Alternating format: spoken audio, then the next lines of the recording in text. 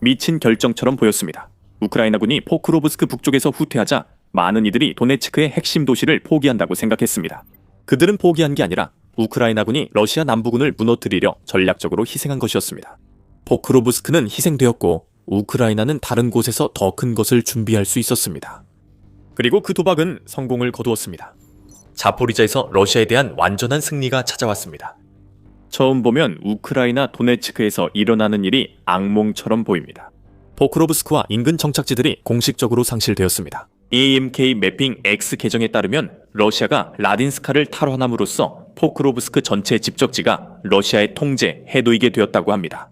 그 정착지는 포크로브스크, 미르노흐라드, 노보흐로디브카, 흐로디브카와 함께 1년 반이 넘는 전투 끝에 이제 러시아의 손에 들어갔습니다. 키이우 인디펜던트는 2월 16일 포크로브스크의 함락은 러시아가 도시 북쪽에서 포위 작전을 강화한 결과라고 보도했습니다. 공세 강화로 우크라이나 제7군단만이 포크로브스크 집합체에 남은 몇 안 되는 부대가 되었고 러시아군은 포위망을 빠르게 좁혀오고 있었습니다. 이 보도 직후 철수 명령이 내려져 포크로브스크가 함락되었습니다. 이는 푸틴이 2025년 러시아 여름 공세의 핵심 목표로 삼은 지 불과 반년 만의 일입니다. 이 도시는 아직 여름일 때 함락될 예정이었고 그랬다면 러시아는 겨울 전 도네츠크로 진격하기 위한 기반을 마련할 수 있었을 것입니다. 진격은 일어나지 않았습니다. 포크로브스크가 예상보다 오래 버텼기 때문입니다. 지금은 푸틴의 군대가 축하해야 할 시기이지만 그렇지 않습니다. 겉모습은 속일 수 있습니다. 그리고 러시아가 불과 며칠 전 포크로브스크를 포위하려고 했던 그 협공은 우크라이나가 예상했던 것이었습니다.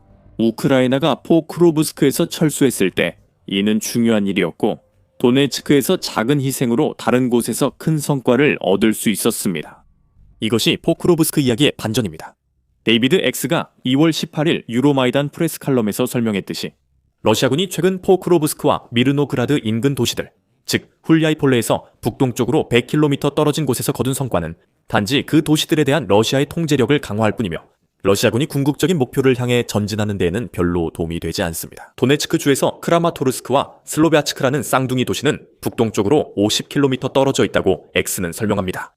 즉, 러시아가 프로코브스크에서 거둔 성과는 우크라이나가 도네츠크에서 러시아군에 큰 피해를 주기 위해 오래 버틴 도시를 점령한 것에 지나지 않습니다. 수만 명의 러시아 군인들이 이미 거의 점령한 도시를 완전히 차지하기 위해 목숨을 잃었습니다. 그리고 영상을 계속 보시면 알겠지만 러시아는 도네츠크로 더 깊이 진격하려다 더 큰 도전에 직면합니다. 여기서 본 것은 우크라이나가 의도적으로 포크로브스크 전선을 희생하는 모습입니다. 다소 이상한 선택으로 보일 수 있습니다. 포크로브스크가 도네츠크에서 주요 물류 거점으로 오랫동안 여겨졌기에 이 도시를 내주는 건 미친 결정처럼 보일 수 있습니다. 하지만 우크라이나는 포크로브스크 철수에 치밀한 계획이 있었습니다. 러시아가 피로스의 승리를 거두게 내버려 두라는 것이었습니다. 왜냐하면 우크라이나는 다른 곳에서 훨씬 더 중요한 문제를 해결해야 했기 때문입니다. 우크라이나는 자포리자에서 러시아 남부군 괴멸을 위해 포크로브스크를 희생했습니다. 러시아는 포크로브스크 성과를 몇 달 전 이미 달성했어야 했습니다. 러시아군은 거의 전진하지 못했고 포크로브스크는 더 이상 우크라이나의 도네츠크 방역 물류 거점으로 간주되지 않습니다. 그 도시는 죽음의 함정이 되었고 푸틴의 군대는 이를 차지하려 큰 희생을 치렀습니다. 그리고 그 대가를 치르는 동안 우크라이나는 국가 남동부에서 훨씬 더 가치 있는 것에 주목하기 시작했습니다. 러시아가 포크롭스크 지역을 장악하자 남동부에서 우크라이나의 대규모 방역이 시작되었습니다. 그 결과 우크라이나는 방금 잃어버린 도시보다 훨씬 더 가치 있는 것을 얻게 되었습니다. 어떻게 된 일일까요? X가 설명하듯이 2025년 말 우크라이나가 프로크로브스크에 집중하면서 자포리자 지역에 대한 관심이 줄어들었습니다. 그 지역으로 들어가는 러시아의 길은 비교적 열려 있었는데 주요 방어시설이 전혀 없었기 때문입니다. 하지만 러시아가 크라마토르스크와 슬로비안스크로 향할 수 있는 모든 길은 매우 견고하게 요새화되어 있습니다. 우크라이나는 그 길들이 수만에서 수십만 러시아 병사의 소모를 초래할 것을 알고 있습니다. 하지만 자포리자 지역으로 가는 길이 열려 있어 푸틴이 집중했다면 러시아가 그곳에서 빠르게 진격할 수 있었습니다. 우크라이나는 자포리자에서 이득을 얻기 위해 프로크로브스크 방어선 일부를 포기했고 이는 미래 러시아 공격에 대비한 요새화 작전의 일부였습니다. 이것이 우크라이나가 희생한 이유 중 하나이며 곧 다른 이유들도 살펴보겠습니다. 하지만 그 전에 X가 최근 몇 주간 자포리자 전선 상황을 설명합니다. 우크라이나의 가장 강력한 방역은 남동쪽 방향 35km, 217마일 구간에 걸쳐 이루어졌습니다. 그 방역은 도네츠크의 페트로프스크와 혼동하기 쉬운 드니프로페트롭스크의 포크롭스크에서 시작해 남쪽의 훌리아이폴레까지 이어졌습니다. 그 지역은 러시아 드니프로 부대의 공격을 받았고 X는 이 부대가 병력이 5배 많았다고 말합니다. 러시아는 그 추가 병력을 대규모 공격에 활용하기보다는 침투 부대를 남동부 지역에 투입해 자포리자시를 점령하기 위해 조금씩 전진하고 있습니다. 우크라이나는 이 징역에 대응하려고 포크로브스크를 포기했습니다. 우크라이나는 2월 초에 대규모 방역을 시작했으며 병력을 남쪽 훌리아이폴레 지역으로 신속하게 이동시켰습니다. 공수여단과 돌격여단이 힘을 합쳐 이 지역의 러시아 진지를 서쪽과 북쪽에서 공격했으며 포크로브스크에 있는 러시아 제36 연합군에 압박을 가했습니다. 러시아 남부군은 완전히 기습을 당했고 러시아 진지의 붕괴가 빠르게 이어졌습니다.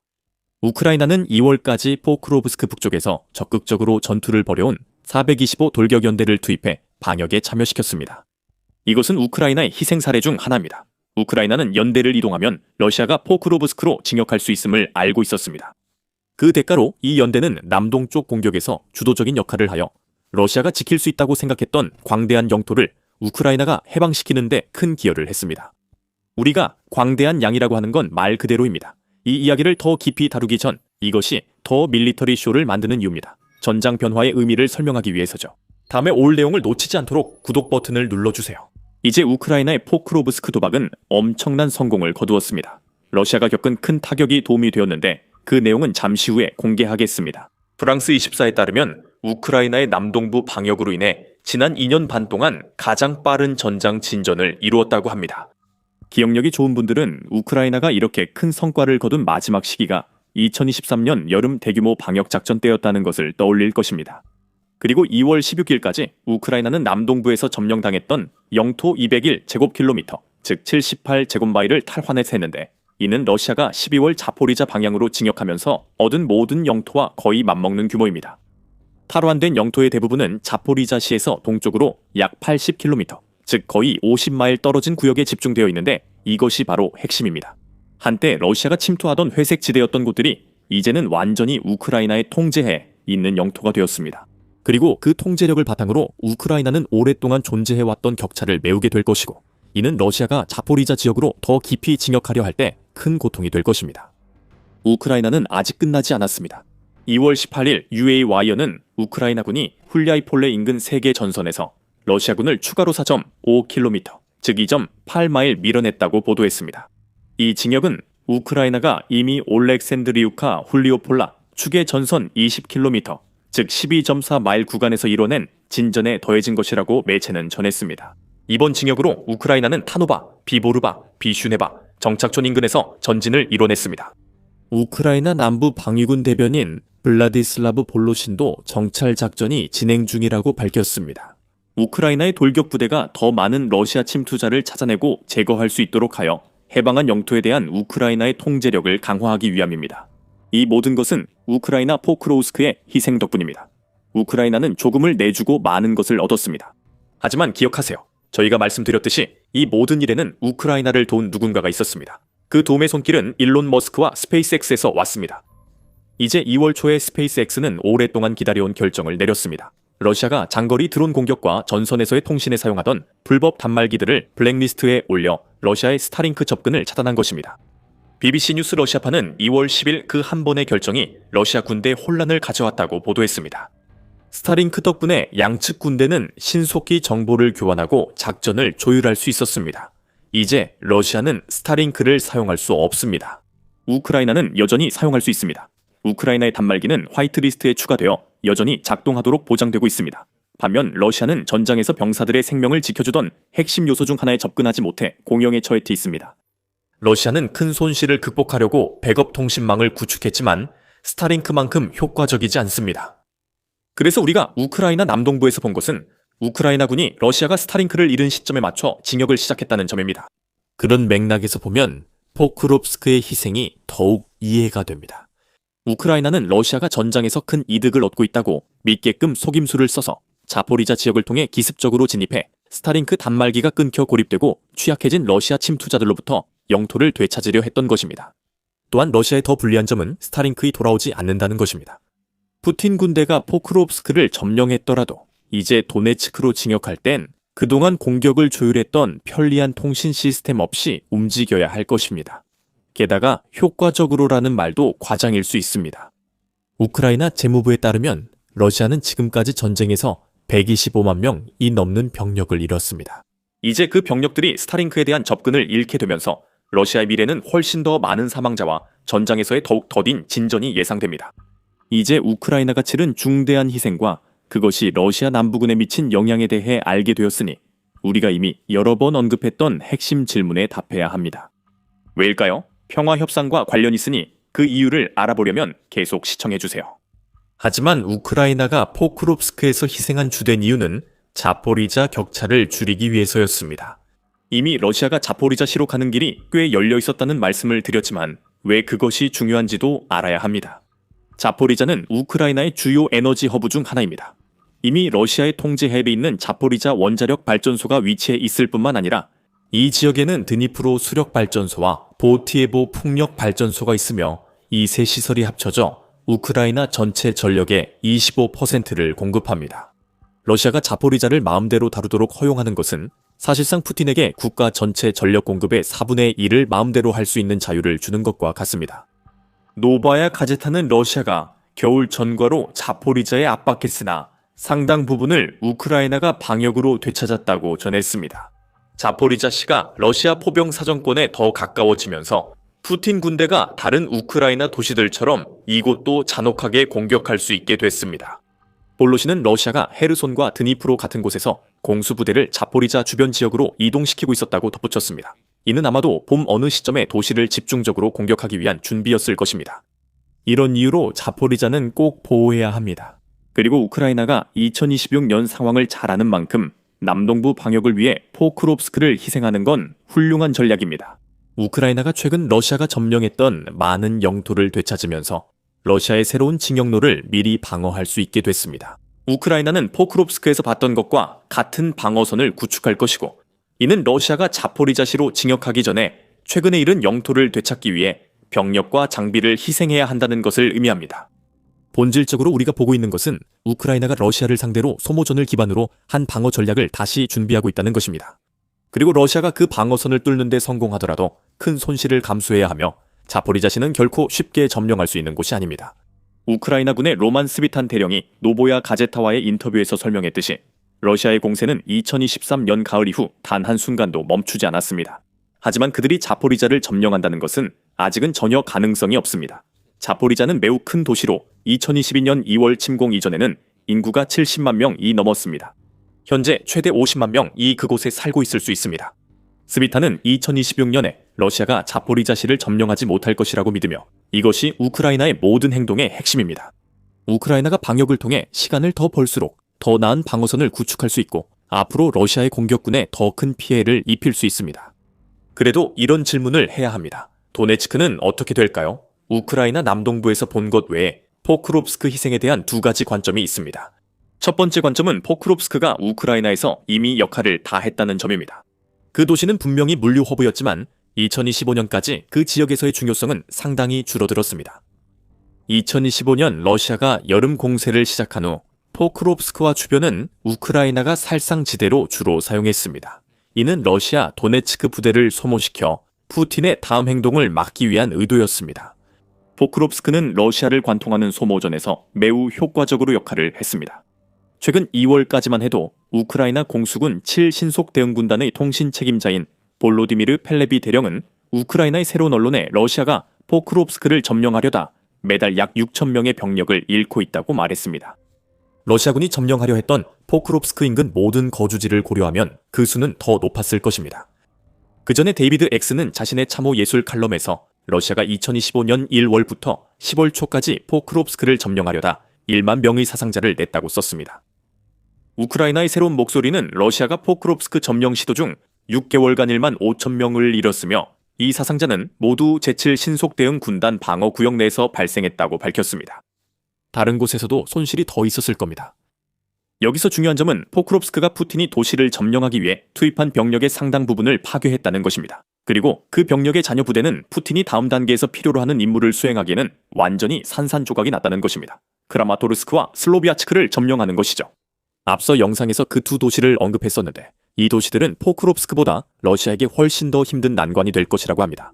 이 도시들은 우크라이나가 최근 몇 년간 구축한 도네츠크 요새 벨트의 일부이기 때문입니다. 포크롭스크가 역할을 다했다는 말에는 우크라이나가 그 도시를 오래 지켜 도네츠크 다른 곳에 방어선을 세울 시간을 벌었다는 의미도 담겨 있습니다. 메두사는 그 요새 벨트를 결정적인 요소라고 부릅니다.